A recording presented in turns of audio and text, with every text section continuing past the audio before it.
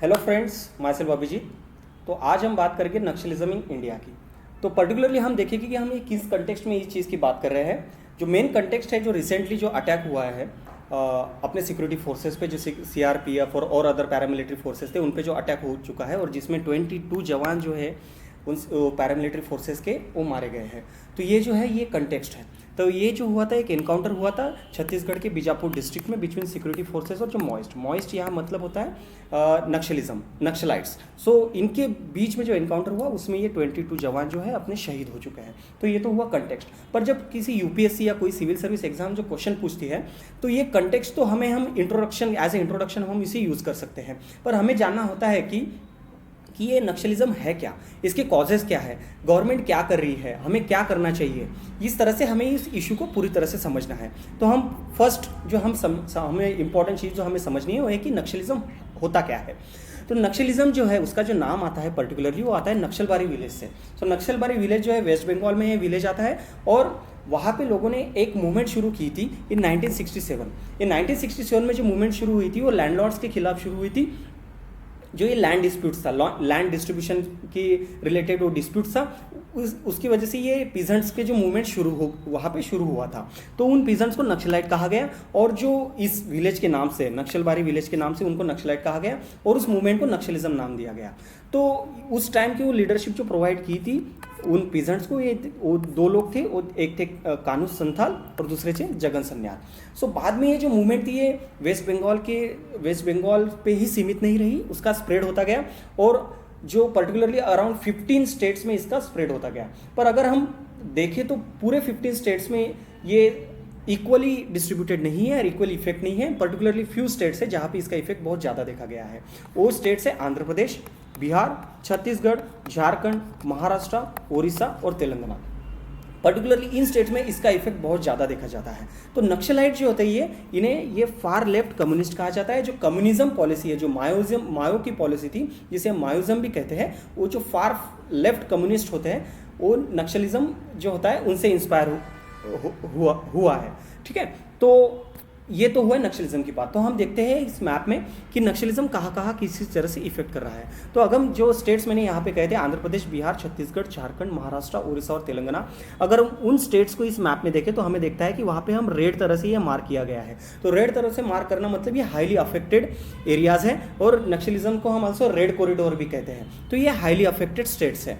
फिर बाकी जो है यहाँ पे हम देख रहे हैं ग्रीन में जो हम ऑब्जर्व कर रहे हैं ये है मार्जिनली अफेक्टेड एरियाज, मतलब वहाँ पे इतना अफेक्ट नहीं है पर कुछ इफेक्ट दिखा जा सकता है। फिर हम यहाँ पे देखते हैं जो ऑरेंज कलर में यहाँ पे ये मार्क किया गया है ये है मॉडरेटली अफेक्टेड, मतलब नॉमिनल अफेक्ट वहाँ पे देखा जाता है। और जो है यहाँ पे अगर हम ब्लू में देखें, लाइट ब्लू में, तो ये है टारगेटेड एरिया जो नक्सलिज्म, जहाँ पे फ्यू इंसिडेंट्स हम देखे जा सकते हैं पर वो एरिया ज़्यादा अफेक्टेड नहीं है, बस फ्यू इंसिडेंट्स जो है हम वहाँ पे देख रहे हैं। तो पर्टिकुलरली जो मेन इंपॉर्टेंट जो एरियाज है जो है हम देख सकते हैं ये रेड एरियाज में। और हम अगर ब्रॉड व्यू में देखें तो अराउंड 170 जो डिस्ट्रिक्ट्स है इससे अफेक्ट हो चुके हैं और 15 स्टेट्स है, whether it is highly affected, marginally affected, moderately affected और टारगेटेड। ओवरऑल ये 15 स्टेट्स है जो नक्सलिज्म से अफेक्टेड है। तो हम इसके कॉजेज़ के बारे में बात करनी है जो कि मेन इंपॉर्टेंट थिंग है कि ये क्यों शुरू हुआ हमने देखा है, पर अभी भी ये क्यों चल रहा है, अभी ये हम रोक क्यों नहीं पा रहे हैं। अर्लियर जब ये शुरू हुआ था तब ये लैंडलॉर्ड्स के खिलाफ शुरू हुआ था, बाद में इसका स्प्रेड होते गया। तो ये स्प्रेड होने के जो रीजंस है और रीजंस हमने यहाँ पे दिए हुए हैं। तो फर्स्ट इंपॉर्टेंट जो रीज़न यहाँ पे है जो नक्सलिज्म जिसकी वजह से स्प्रेड है ये है miss management of the forest. So miss management हम दो तरह से समझते हैं कि एक है ओवर एक्सप्लॉयटेशन, दूसरा है रोल ऑफ आउटसाइडर। जब हम ओवर एक्सप्लॉयट करेंगे फॉरेस्ट को तो डेफिनेटली हम फॉरेस्ट की जो ट्राइबल्स है, फॉरेस्ट में रहने वाले ट्राइबल्स है, उनसे हम उनका लाइवलीहुड छीन रहे हैं। सो लाइवलीहुड का मतलब क्या है यहाँ पे? लाइवलीहुड मतलब जल, जंगल और ज़मीन। सो ट्राइबल जो मोस्टली डिपेंडेंट होते हैं वो जंगल पर डिपेंड होते हैं, उनके लाइवलीहुड के लिए, फूड के लिए, उनके क्लोथ्स के लिए, एवरीथिंग वो जंगल पे डिपेंड होते हैं। और उनका कुछ एरियाज होते हैं जहाँ पे वो रहते हैं, जिन्हें ज़मीन जो उनका लैंड होती है वो जिन पे उनका राइट्स वहाँ पे ट्राइबल्स में जो फॉरेस्ट में चलता है। और ये है जल, एक जल जो डेफिनेटली लाइवलीहुड के लिए सपोर्ट करती है। तो ट्राइबल का जो मूवमेंट है ये तीन चीज़ों से ज़्यादा इंस्पायर होता है, जल, जंगल, ज़मीन। सो अगर हम उससे उन ट्राइबल्स को जो फॉरेस्ट है उनको ओवर एक्सप्लॉइट करेंगे तो डेफिनेटली ट्राइबल से हम उनका जल, जंगल और ज़मीन छीन ले रहे हैं। तो डेफिनेटली वो गवर्नमेंट से ज़्यादा रिसेंटमेंट होगा और गवर्नमेंट के खिलाफ उनकी आवाज़ जो ज़रूर उठाएंगे और गवर्नमेंट के खिलाफ वो हथियार उठाएंगे, जो कि नक्सलिज्म का मेन बेसिस है कि एक वायलेंट मूवमेंट है गवर्नमेंट के खिलाफ। फिर ये एक होता है role of outsider. Role of outsiders मतलब जो आउटसाइड से लोग आते हैं और जो ट्राइबल्स को एक्सप्लॉइट करते हैं। फॉर एग्जांपल मनी लेंडर्स होते हैं। सो मनी लेंडर्स हमने हिस्ट्री में अगर हम देखें तो 19वीं और 20वीं सेंचुरी की जो ट्राइबल मूवमेंट्स है वो भी रोल ऑफ आउटसाइडर से बहुत ज़्यादा इंस्पायर्ड है। सो डेफिनेटली अभी भी हम ये देखते हैं कि जो आउटसाइडर्स है उनका जितना ज़्यादा रोल वहाँ पे बढ़ते रहता है, ट्राइबल्स को पसंद नहीं आता और ट्राइबल्स उनके खिलाफ हथियार उठा लेते हैं। फिर आता है failure of successful implementation of tribal policy. Particularly यहाँ पे हम बात कर रहे हैं ट्राइबल पॉलिसी की, जैसे रिहैबिलिटेशन पॉलिसी, डिस्प्लेसमेंट पॉलिसी। जैसे कोई नया प्रोजेक्ट शुरू किया जाता है, कोई डैम्स वहाँ पे बनाया जाता है, रोड्स रेलवे शुरू हो जाते हैं, तो वहाँ पे डिस्प्लेसमेंट होते रहता है ट्राइबल्स का। सो अगर हम ट्राइबल्स का डिस्प्लेसमेंट कर रहे हैं और प्रॉपरली उनको रिहैबिलिटेट नहीं कर रहे हैं नई जगह पे उनके लाइवलीहुड सपोर्ट करने के लिए, तो डेफिनेटली ट्राइबल्स जो है नक्सलिज्म को सपोर्ट करेंगे। फिर आता है इंटर और inter regional disparity. Disparity economical disparity हो सकती है, पॉलिटिकल डिस्पैरिटी हो सकती है, सोशल डिस्पैरिटी हो सकती है। सो अगर ये डिफरेंट स्टेट्स के बीच में डिस्पैरिटीज होगी, इकोनॉमिकल, पॉलिटिकल, सोशल, या स्टेट्स में कुछ एरियाज होंगे जो इकोनॉमिकली, पॉलिटिकली और सोशली लेस डेवलप्ड होंगे, तो वहाँ के लोग डेफिनेटली हो सकता है कि जो ट्राइबल्स हो या और जो रूरल एरियाज के लोग हैं, रिमोट एरियाज के लोग हैं, वो नक्सलिज्म को सपोर्ट करें, उनकी तरफ ज़्यादा से ज़्यादा अट्रैक्ट हो। फिर आता है lack of land reforms. So land reforms अगर नहीं होंगे तो डेफिनेटली लोगों को ज़्यादा अच्छे से कंपेंसेशन नहीं मिलेगा, उनका जो है डेवलपमेंट नहीं होगा। तो अगर डेवलपमेंट अगर नहीं होगा, उनको कंपेंसेशन नहीं होगा, सो हो सकता है कि फिर वो नक्सलिज्म की तरफ और ज़्यादा अट्रैक्ट हो जाए। फिर आता है administrative failure. Administrative failures in the sense कि जो सही तरह से वहाँ पे डेवलपमेंट नहीं हो पा रहा है, एडमिनिस्ट्रेशन इतने एक्टिवली काम नहीं कर पा रहा है, या वहाँ पे ज़्यादा से ज़्यादा उनका करप्शन हम ऑब्जर्व कर पा रहे हैं, तो लोग जो है गवर्नमेंट के खिलाफ होने लगते हैं अगर एडमिनिस्ट्रेशन फेलियर हो रहा हो, तो वो रीज़न बन जाता है राइज ऑफ नक्सलिज्म का। फिर आता है जो मेन है, अगर हम ब्रॉडर व्यू से देखें कि considering it as a law and order problem, that is a social and political problem. अगर हम उसे लॉ एंड ऑर्डर प्रॉब्लम देखेंगे तो हम लॉ एंड ऑर्डर की तरफ से उसे हैंडल करेंगे। अगर हम उसे सोशल, सामाजिक और पॉलिटिकल, राजनीतिक प्रॉब्लम देखेंगे तो हम उसे उस तरह से एड्रेस करेंगे। हम उसे ये पर्टिकुलर पॉइंट को हम और आगे डिस्कस करेंगे। फिर नेक्स्ट आता है कि गवर्नमेंट का क्या अप्रोच है इस नक्सलिज्म को डील करने के लिए। तो दो तरह के अप्रोच गवर्नमेंट के होते हैं। जो फर्स्ट अप्रोच जो है, हम इसे ऐसे डिवाइड करेंगे, जो फर्स्ट अप्रोच है वो है डेवलपमेंट अप्रोच।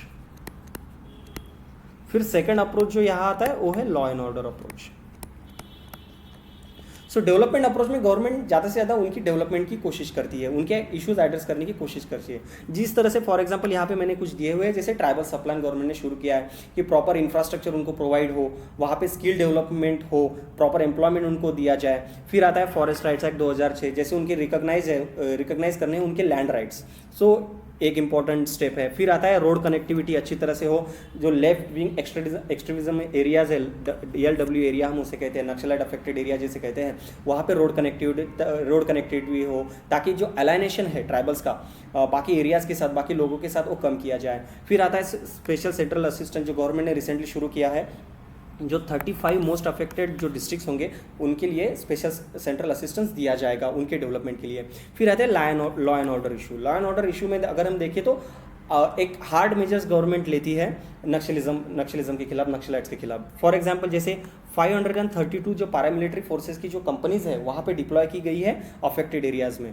और वन मोर एफर्ट जो है वो कैबिनेट सेक्रेटरी के अंदर एक रिव्यू कमेटी बनाई गई है, जो पूरा कोऑर्डिनेट करती है कि जो लॉ एंड ऑर्डर मेजर्स है वो किस तरह से लिए जा रहे हैं। फिर आता है इंटर एजेंसी सेंटर, जो स्टेट लेवल पे भी इस्टेब्लिश किए गए हैं, जो स्टेट्स अफेक्टेड है उन स्टेट्स में, और सेंट्रल लेवल पे भी इस्टेब्लिश किया गया है, और प्रॉपर नेटवर्किंग की गई है इन इंटेलिजेंस के बीच में। स्टेट लेवल और सेंट्रल लेवल का इंटेलिजेंस की एक प्रॉपर नेटवर्किंग है इस मल्टी एजेंसी सेंटर से, ताकि हम जो लॉ एंड ऑर्डर इशू है वो अच्छी तरह से एड्रेस कर सके इन नक्सलाइट एरिया में। फिर आता है समाधान स्ट्रैटेजी। समाधान स्ट्रैटेजी 2017 में गवर्नमेंट ने स्टार्ट की है और नक्सलिज्म को एड्रेस करने के लिए एक ब्रॉड स्ट्रैटेजी बनाई गई है, इसे हम सेपरेटली देख रहे हैं यहाँ पे, समाधान स्ट्रैटेजी।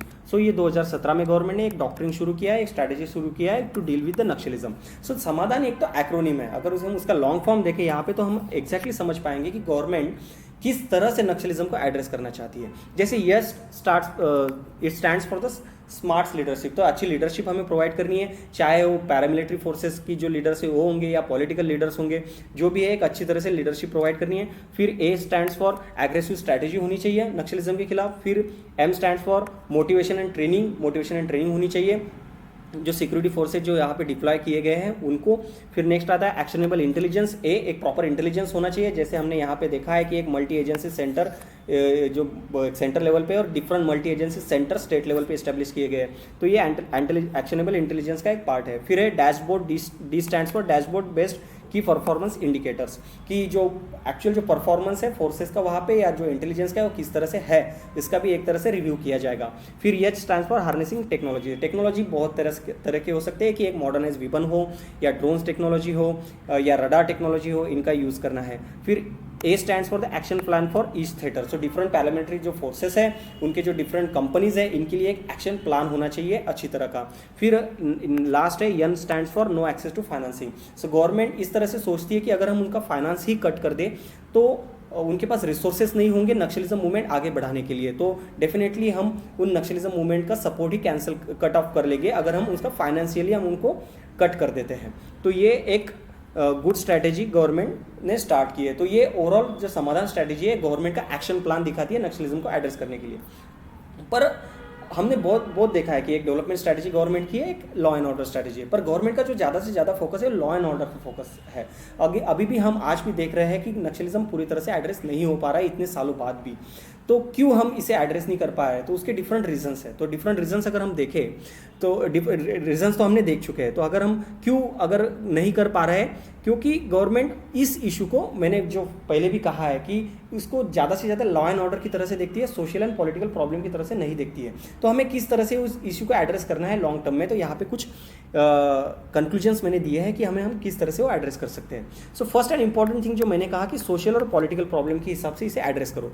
सोशल प्रॉब्लम मतलब पीपल एम्पावरमेंट है, जो लोग हैं उनके एम्पावरमेंट की तरफ से हमें देखना चाहिए, जैसे कि हेल्थ की तरह से हेल्थ अच्छे से प्रोवाइड हो, एजुकेशन अच्छे से प्रोवाइड हो, फिर उनके पर्टिकुलरली उनको एम्प्लॉयमेंट अच्छी तरह से प्रोवाइड की जाए, स्किल्स अच्छे से स्किल्स दिए जाए।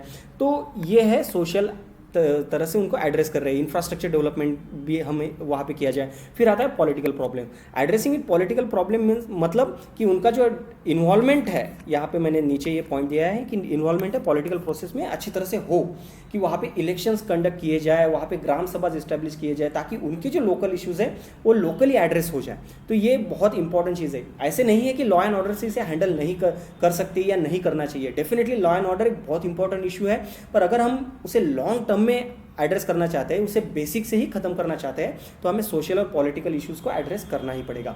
फिर आता है strict implementation of policies and laws related to the tribals. Particularly जो नक्सलिज्म का सपोर्ट है वो ट्राइबल से आता है। तो हमें जो अगर ये इशू बेसिक से ही इरेडिकेट करना है तो हमें जो ट्राइबल्स के इश्यूज एड्रेस करने पड़ेंगे। तो उसके लिए जो ऑलरेडी इस्टेब्लिश लॉज है, पॉलिसीज है, उसे हमें एड्रेस करना चाहिए।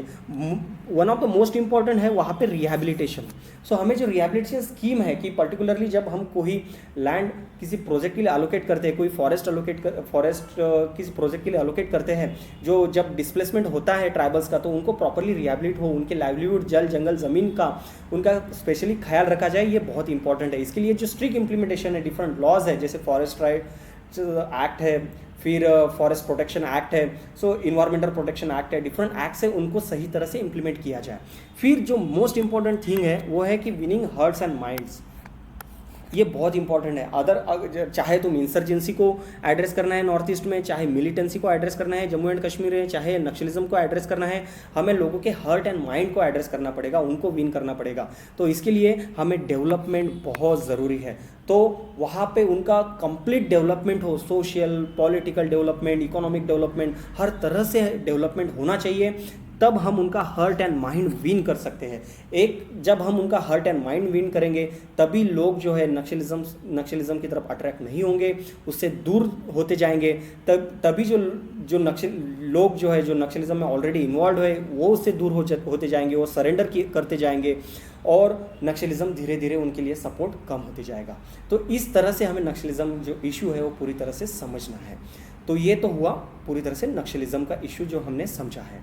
ओके, सो अगर आपको ये वीडियो अच्छा लगा तो प्लीज़ इस चैनल को सब्सक्राइब कीजिए, लाइक कीजिए, कमेंट कीजिए और शेयर कीजिए। और भी वीडियोज़ आएंगे, मिलते हैं अगली वीडियो में। Thank you.